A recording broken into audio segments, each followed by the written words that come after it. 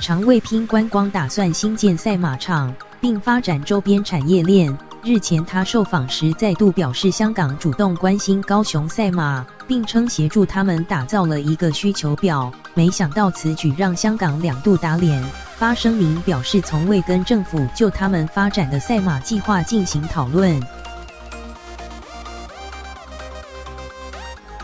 对此，港星杜汶泽看不下去，在脸书上狠呛。杜汶泽今天19日凌晨在脸书上转发香港媒体针对香港发声明的报道，写下3个字“烦不烦”，疑似很呛长。对此，不少网友直呼杜哥都看不下去了，丢脸丢到香港去，有够烦。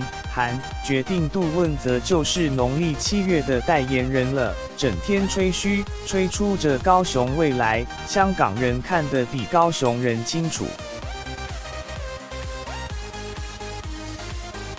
46岁杜汶泽曾演出《头文字 D》《无间道》《低俗喜剧》等电影。